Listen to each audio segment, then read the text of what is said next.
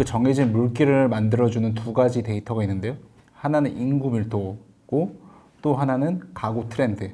이 두 가지가 앞으로도 변하지 않고 저기 수요가 어디로 갈지 알려줄 겁니다. 인구 감소 시대라서 그렇습니다.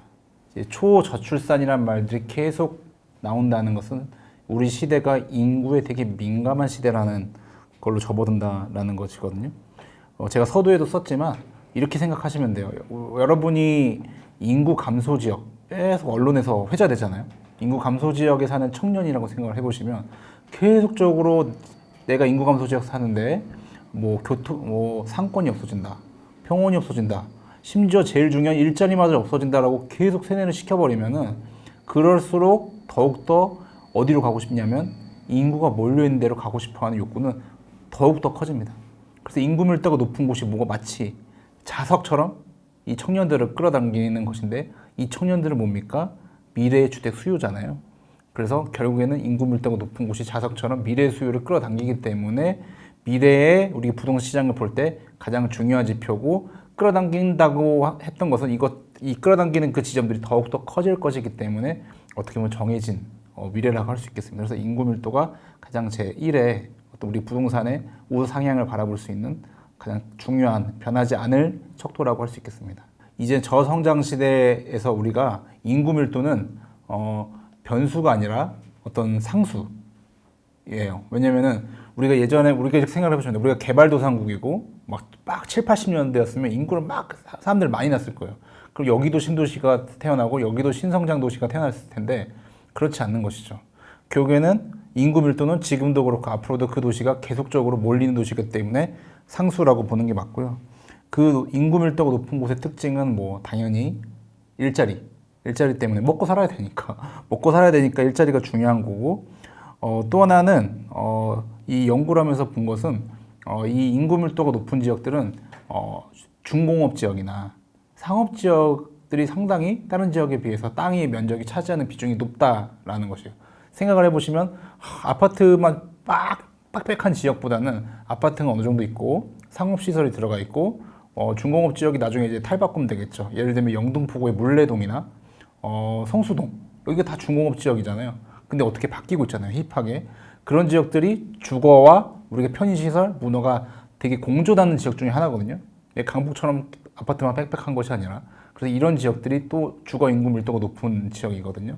이런 특징들이 있습니다. 근데 강남이나 서초구보다 인구 밀도가 높은 데가 양천구, 동대문구가 1, 2등을 막 다투거든요. 인구 밀도 그리고 인구 밀도와 더해서 이번 책이 다룬 것이 소득이에요. 흥미로운 것은 사실은 서울 인구 밀도가 15,000명이에요. 그리고 전국의 인구 밀도가 500명 초반이거든요. 그러니까 사실은 10,000명만 넘어도 전국 평균이 500명 수준인데 상당히 높은 수준이에요. 근데 이게 소득이 사람들이 잘 살수록 잘 사는 사람들이 뭉치면 뭉칠수록 인구 밀도가 엄청 높다가 좀 낮아져요. 흥미롭죠. 왜냐면은 사람들이 잘 사는 사람들이 모여 살면은 집값이 상당히 높아집니다. 그거 자체가 인구 밀도가 높긴 하지만 이 높은 집값이 어떤 벽을 만드는 거예요. 더 유입이 되지 않는 허들을 만드는 것이죠.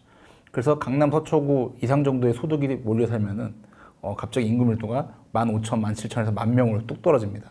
10,000명도 높긴 하지만 아주 흥미로운 것이죠. 그래서 집값의 허들이 만들어지는 거예요. 그래서 상대적으로 쾌적합니다. 강남구나 한남동이나 이런 지역들은 물론 전국 평균 대비해서 인구 밀도가 높지만 너무나 집값이 넘사벽이었기 때문에 이것이 부자들이 의도했든 의도하지 않았든 이게 어디나 뭐 경기도 마찬가지고요. 경기도 과천이나 이런 거 똑같은 것이에요. 워낙 집값이 워낙 잘 사는 사람들이 너무 많이 몰려 살다 보니까 허들로 작용해서 상대적으로 쾌적하다라고 볼 수 있는 것이죠. 이 책을 쓰게 된 계기 중 하나가 하도 인구 감소하면 집값 다 떨어진다 이런 너무 듣기 싫어서 인구가 감소하면 그만큼 인구에 민감해지고 인구 밀도를 자석처럼 붙여서 집값이 오른다는 그런 거 말씀드렸어요. 그러니까 기회가 있다라는 것이고 또 하나의 미신이 뭐냐면 인구 감소 미신 말고도 가구 미신이 있는데 가구 미신 중에 하나가 바로 1인 가구 미신이에요. 자, 1인 가구 미신은 뭐냐? 1인 가구가 대세다. 이거는 다 삼척동자도 아는 얘기예요. 여러분들 주식 투자나 어떤 투자를 할 때 누구나 다 알고 있는 정보로 뭔가를 하려고 하면 사실 얼마나 우리가 그 수익을 올릴 수 있겠습니까? 1인 가구가 대세다. 이건요 2000년도부터 나온 얘기예요. 그래서 여러분들 아직까지도 뭐 1인 가구 뭐 이런 거 귀로 접어두시고 그거 다 아는 건데 거기서 무엇을 찾겠으면 1인 가구 대세된 것도 오래됐는데 흥미로운 것은 통계청에서 2050년까지 가구를 추계를 했어요. 보면은 3인 가구가 합치면요 2050년까지 계속 1인 가구보다 높은 점유율을 차지하고 53%를 차지해요. 2050년까지도 심지어 2050년까지 1인 가구는 40%예요. 맨날 1인 가구, 2인 가구, 3인 가구 따로 볼 필요가 없죠. 왜냐하면 아파트의 중소형 평형, 즉 25에서 34평형을 누가 살아요? 1인 가구보다는 2, 3인 가구가 많이 산단 말이에요. 2인 가구, 3인 가구 분리할 필요가 없죠. 대부분 이제 나중에 아이도 안 낳을 거기 때문에. 근데 이 2, 3인 가구를 합치면요. 2050년까지 유효하게 1인 가구를 앞선단 말이에요.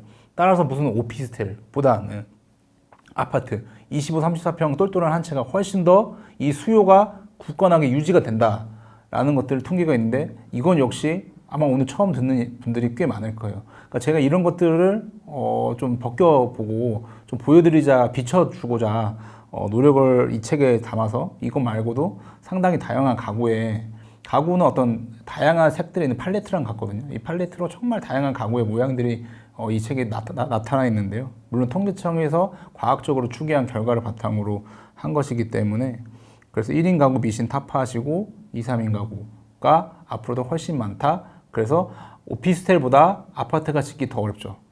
건축법보다 주택법이 훨씬 까다롭습니다.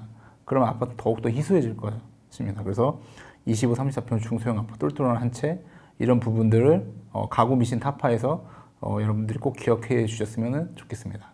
또 하나 흥미로운 점은 우리가 그 주거의 질적인 측면에서 우리 선진국을 따라가고 있어요. 주거의 질이 뭡니까? 1인당 주거 면적. 이게 가장 대표적인 지표예요. 1인당 그러면은 상식적으로 생각해서 우리가 선진국으로 나아갈수록 1인당 주거 면적이 늘어나죠. 실제로 늘어나고 있습니다. 이 양천구나 말씀하신 이런 학군 지역들이 있어요. 양천구나 뭐 노원구 뭐 이런 우리 안양의 동안구 평촌 이런 데는 조사를 해보니까 면적이 25, 34를 넘어서 39평까지 사는 가구가 거기서 39평대 집을 사서 거주하는 비율이 상대적으로 높았어요. 물론 25, 34가 주력이긴 하지만 39가 다른 데보다 높았다 이거예요. 왜냐하면 학군 지역은 보통 아이를 낳는 사람들이 살게 됩니다. 앞으로 아이를 많이 안 낳겠지만 그래도 학군지라고 하면 한 명의 아이는 낳기 마련이죠. 그리고 아까 말씀드렸죠. 주거 면적이 점차적으로 증가하고 있다. 그런 면에서 소득이 있고 내가 자녀를 좋은 학교에 학군에 보낼 수 있는 소득이 되시는 분들은 지금 평형이 어떻게 움직이고 있냐면 2호, 3사를 넘어서 3호에서 3구 정도로 가고 있다. 그래서 내가 학군지, 뭐 일산이나 분당 이런 학군지에 내가 매수에 관심이 있다. 그러면 35, 39평이 상당히 공급도 별로 없어요. 희소하기 때문에 근데 주거의 질을 만족시키면서 이 귀한 자녀들을 방 하나를 더 주고 싶은 그것들이 이제 발견된 통계고요. 그런 부분들이 오히려 더 유망할 겁니다. 아까 말씀드린 인구 밀도와 상위 10%딱 보면은 강남을 추격할 수 있는 도시는 없어요. 아까 정해졌다고 말씀드렸잖아요. 좀 썰렁한 얘기일 수 있어요. 근데 그럴 거예요. 이걸 능가할 곳이 없고 이걸 세부적으로 좀 볼게요. 그럼 강남이 뭐 대체할 수 있는 곳은 없고 이 한강변 싸움이 이제 시작됩니다. 강남에 뭐가 있어요? 서초구하고 강남구가 있는데 지금까지 2025년까지는 반포지구 그렇잖아요. 레미안, 원베일리나 이런 것들이 이제 2025년까지 대규모 신축이 막 반포 재건축들이 들어갈 거예요. 근데 앞으로도 뭐 반포에 남은 게 이제 신반포 쪽이 있는데 신반포는 약간 규모가 작아요. 이제 근데 어디로 이 바톤을 이어받냐면 강남구의 이제 압구정 재건축이 한 10,000세대가 넘는 규모가 어떻게 되겠어요? 2030년 정도에는 뭐라도 되겠죠. 그래서 강남 서초구에서 어디로 넘어간다? 강남구의 압구정, 특히 한강변. 강남이 개포지구가 개발됐죠. 하지만 개포지구는 한강이 아니잖아요. 근데 한강이 어디로 생겨요? 압구정이 그 바톤을 이어받을 거다. 그래서 장기적으로 한 2030년 더 넓게 보시는 분들은 당연히 강남, 압구정, 학군도 사실은 더 좋죠. 서초보다는. 그런 부분들이 한강변 개발에 어떤 레짐 체인지가 발생할 겁니다. 다 뭐 강남을 살 수는 없고 너무 비싸기 때문에 내가 부동산 투자를 하려면은 어떤 DSR 있어요. DSR 뭐냐면 내가 연봉이 얼마인데 여기에 40%만 대출을 할 수 있도록 정부에서 막아놓은 거예요. 그러면 그것을 오버해서 내가 무리하게 할 필요가 없다는 소리예요. 굳이. 그래서 40% 선에서 내가 할 수 있는 입지를 찾자면 어떤 지역도 중요하지만 활력이 도는 입지를 찾아야 돼요. 앞으로 대세가 되는 게 액티브 시니어. 그러니까 이전보다 건강하고 똑똑한 노인이 막 지팡이 들고 다니는 노인이 아니라 엄청 건강한 분들이 이제 주 소득층이 될 거고요. 결혼을 안 하기 때문에 1인 고소득 가구. 이분들이 어디로 모여드는지 보니까 상권이나 일자리나 문화가 활력이 도는 곳들이었어요. 활력 입지. 사람들이 자꾸 우리나라가 이제 고령화 된다. 뭐 이럴 것 되잖아요. 고령화는 막을 수 없죠. 전반적으로 활력이 떨어질 수 있는데 그 중에서 활력이 도는 곳이라면은 사람들이 그 입지를 희소성이 있다라고 볼 수 있는 거죠. 활력이 드는 입지가 뭐냐면 그 제3의 장소라는 게 있어요. 그러니까 집이 1의 장소, 직장이 2의 장소잖아요. 제3의 장소가 집과 직장 외에 가장 친밀하고 자연스럽게 사람들이 교제할 수 있는 그런 공간이 많은 그 입지가 바로 앞으로 우리가 회색빛 고령화 시대에도 사람들이 관심을 둘 수 있는 어떤 커뮤니티가 발달된 지역인데 뭐 카페라든지 펍이라든지 문화시설 같은 이런 분들이 되게 고도화된 곳이에요.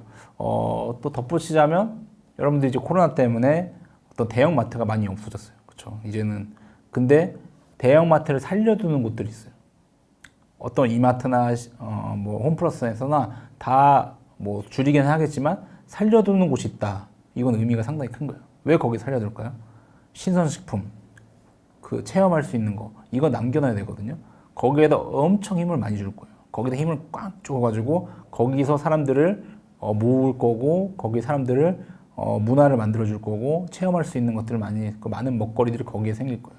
내가 다른 데 그 마트의 어떤 대형 유통업체의 CEO의 입장에서 생각해보세요. 다른 데 다 없애는데 난 여기는 거점을 살려둘 거야. 그런 지역 나는 판단하는 지역들이거든요. 여기서 많은 것들을 내가 체험할 수 있는 지역들. 그래서 그런 부분들이 징후가 나타난다. 거점이 나타난다. 그러면 그 지역들이 앞으로 활력이 도는 입지의 가장 강력한 시그널로 생각하시면 되겠습니다. 유의한 시그널이 뭐냐면 3월에 거의 올 3월에 2년 만에 실거래가 제일 많이 터졌어요. 올 3월에 4만 건인데 이 실거래가 많이 터졌다는 것은요, 뭔가 이제 이 데이터에 신뢰성이 있다는 거예요. 어디가 거래됐다. 거래가 별로 없는데 거래가 많이 되면 어느 지역에 거래가 많이 됐다고 해보면 무슨 소용이야. 어차피 거래가 별로 없는데. 근데 거래가 이만큼 됐는데 그럼 어디가 거래가 많이 됐냐라는 것은 의미 있는 얘기거든요. 그래서 보니까 1분기 서울 거래량에서 20, 30대 분들이 가장 많이 매수한 지역이 성동구하고 성북구, 강서구, 영등포구예요. 이 지역들은 40%가 넘어요. 그러니까 10채 중에 4채가 20, 30대가 샀다는 거예요. 그 무슨 특징이 있냐면 성동구하고 영등포구는 서울의 탑티어 지역이에요. 성동구는 뭐 성수전략정비구역 있고 영등포는 그 여의도가 있죠. 그럼 성북구와 강서구는 뭐냐면 이제 뭐 영리치들이 뭐 아주 비싼 데를 살 수 있다면 부동산 공부에 대해서는 상당히 지금 대중화가 많이 돼 있어요. 상당히 관심이 많고 소득의 어떤 그런 거 상관없이 많은 사람들이 공부를 하고 있다라는 것이죠. 이분들이 이제 가성비가 좋은 미래에 내가 이 정도 좀 더 하면은 미래 가치가 충분히 있다고 판단하는 데가 이제 성북구하고 강서구인데 성북구는 뭐가 있냐면은 이제 장위 뉴타운 서울의 강북의 평지가 상당히 희소합니다. 강북의 평지가 희소하고 역세권이 희소한데 한 10,000세대가 이제 들어설 예정이고 광운대 역세권 개발이라고 있어요. 요건 이제 현대산 HDC에서 본사 이전이 확정이 됐어요. 그래서 이렇게 사람이 젊은 층이 없는데 대기업 본사가 들어온다는 거, 특히 강북에 그러니까 종로, 마포 이런 데 말고 진짜 강북에 들어선다는 건 희소한 일이거든요. 이걸 이제 바라볼 수 있는 거고 강서구는 뭐 마곡지구 말고도 이제 방화뉴타운이라고 해서 방화뉴타운 그쪽이랑 김포공항 복합 개발이 또 대규모 플랜이 나왔죠. 이런 부분들이 지금은 저평가되어 있지만 나중에 이런 것들은 좀 가능성이 있다라고 서울의 MZ들이 생각하는 것입니다. 그래서 투자 전략 같은 경우도 뭐 무슨 여러 가지 투자법이 있지만 이 주식과 부동산은 주식은 하루가 다르게 막 이슈 테마가 바뀌잖아요. 근데 부동산은 아까 말씀드렸다시피 사이클은 어렵지만 수요가 한번 몰리면 그쪽으로 계속 꾸준히 갑니다. 언제적 마용성이에요. 지금도 마용성이잖아요. 안 변합니다. 그래서 수요의 흐름은 부침은 있을지언정 계속 그 궤도를 향해 가거든요. 그렇기 때문에 이게 어떤 트렌드의 변화가 빠르지 않기 때문에 팔로워 전략도 상당히 유리한 거예요. 선제적으로 움직이는 사람들이 가는데 따라가도 부동산은 충분히 늦지 않다는 거예요. 여러분들이 다만 데이터를 안 볼 뿐이지 이게 정말 뭐 거래량이 얼마 되는지 보지 않잖아요. 따져보지 않잖아요. 안 볼 뿐이지 실제 따져보면 꾸준한 트렌드가 있다는 거고, 그래서 선도자들이 움직이는 데를 따라가도 충분히 늦지 않기 때문에 이런 지역들을 눈여겨보시면 뭐 투자가 아니더라도 내 집을 마련을 해도 후회가 없을 선택이 되지 않을까 싶습니다. 지금은 아니다라고 말씀하시는 분들은 이제 두 가지 생각이에요. 집값이 너무 높다. 근데 지금 강남의 천장이 과거에 2008년, 10년에 리먼 브라더스 때 레미안 퍼스트의 중공업 미분양됐었어요. 깡통. 그래서 집값이 완전히 꼬라고 박았죠. 우리나라 떨어졌죠. 지금은 어떠냐? 그 레미안 퍼스트가 이미 구축이 됐는데 그 숱한 코로나, 뭐 고금리, 뭐 얼마나 힘들었어요. 문재인 정부 때 얼마나 또 했고, 뭐 여러 가지 상황을 봤을 때 30억이 됐잖아요. 그리고 이게 15억이 되냐? 이게 모든 것이 천장이 가장 중요해요. 천장이 무너지면 나머지는 다 싸져야 되거든요. 근데 딴 데가 붙임이 있을 때 천장이 너무 견고합니다. 그건 인정하실 거예요. 그래서 그런 천장이 견고하기 때문에 그러면 또 하나는 옛날처럼 리먼 은행이 무너지는 거 아니냐. 미국 은행들 건재하고 우리나라 은행들 뭐 최대 성과급 나왔다고 합니다. 상업 뭐 시설이 뭐 힘들긴 하지만 이런 시스템 리스크가 있지 않아요. 금리를 안 내리지 않습니까? 금리를 안 내릴 정도로 지금 견고한 경제 성장에서 이런 발생할 확률이 0%라고 말씀드리기는 어렵지만 상당히 어려운 거거든요. 이 경제적 쇼크가 온다는 것이. 천장이 너무나 견고합니다. 그런 부분들이 옛날에 3, 4억이었던 게 5, 6억 대도 그렇게 비싸 보이지 않게 하는 이유 중에 하나이기 때문에 그것들 참고하라고 말씀드리고 싶고, 여러분들 지정학적인 변수예요. 예전처럼 미국과 중국이 친해지고 이러한 노동력이 싼 국가에서 내가 물건을 조달할 수 있는 평화의 시대가 다시 오면 갈 수 있겠죠. 그런 시대가 올까요? 과연 러시아와 중국, 미국이 앞으로 우리 AI 다 서로 협력하고 자동차도 서로 만듭시다 라는 평화의 시대의 조짐이 사실은 보이지 않습니다. 이건 공감하실 거예요. 이렇게 공급망에 대해서 분리가 일어나는 게 시작이기 때문에 과거와 같은 2%의 금리, 이런 저물가에 대한 금리는 사실은 기대하기가 어렵습니다. 상식적으로 판단했을 때. 또 하나 통계를 대볼게요. 이것도 안 보시는 건데, 한국은행에서 가계에서 대출, 금리를 어떤 금리로 가장 가계가 대출을 많이 받냐 이런 걸 조사를 해요. 지금 아까 4만 건이 넘었다고 3월 달에 가장 많은 거래가 갑자기 터졌는데 동시에 함께 3.5%에서 4%대의 주담대로 내가 대출을 받은 가구의 수가 2년 만에 가장 높은 비중을 차지했어요.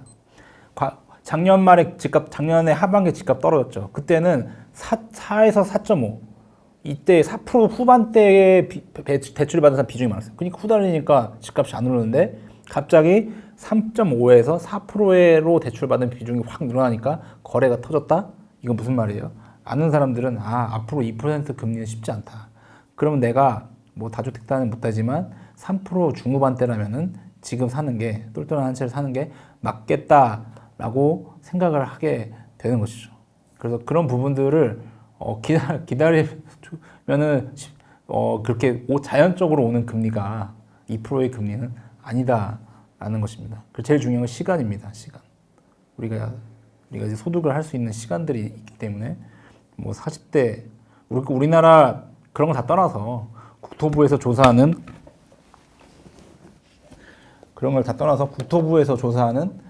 생애 첫 주택 구매 나이가 평균 40세입니다. 40세. 그래 평균 수준을 따라가면 크게 우리가 실수할 일이 없기 때문에 내가 40세 정도의 기점에 다다르고 있다. 판단을 하셔야 돼요. 내가 50대 때 내가 첫 집을 사겠다? 쉽지 않습니다. 왜냐하면 주담대 대출이 뭐 그 정도의 부를 이루셨으면 상관없겠지만 평균적으로 40세이기 때문에 그 안팎에 계신 분들은 인구가 모이는 곳 물어보세요. 어디로 왜 이사했니? 그 이유가 있어요. 그러면은 난 뭐 때문에 이사했어? 학군 때문에 이사했어. 그 이유들을 계속 물어보시면서 내 아이에 합당한 이유가 있다면 그 지역으로 같이 이사를 가시면 됩니다. 시간이 많이 없습니다. 왜냐면은 이런 부분들에 있어서 다시 분양가가 다시 오르고 있고 아마 이제 뭐 이 방송 나갔을 때 뭐 서대문 아이파크나 이런 부분들이 뭐 분양가가 엄청 높고 한 번 오른 공사비가 사실 떨어지는 게 쉽지 않습니다. 그리고 또 신축이 또 희소하고 신축 그럼 구축을 살면 되지 않느냐? 구축을 살면 되는데 사실은 어떤 눈높이 효과라고 있어서 구축이 막 다 비슷한 입지인데 너무 비싸 버리면 사실 따라가는 그런 부분들이 있거든요. 그래서 이 폭락자분들의 유튜브 조회수 앞으로 높게 나옵니다. 왜냐하면 이분들을 왜 클릭하냐면 집값이 떨어지면 사고 싶으니까 보는 거예요. 이미 폭망했다고 하는데 부동산 유튜브를 왜 봅니까? 근데 왜 그만큼 떨어지지도 않았는데 왜 계속 바라보냐면 떨어지면 살려고. 떨어지면 살려고. 그래서 제가 말씀드린 건 후자의 방점을 두는 거예요. 살려고 하는 욕망이 계속적으로 있고 지금 그래도 더 이상의 금리 상승은 없다는 것이 뭐 중론일 겁니다. 그런 부분에서 뭐 내가 2%의 금리가 오면 살 거다. 그러면 좋죠. 하지만 시간은 가고 여러분들의 소득 기간도 갈수록 줄어들 겁니다.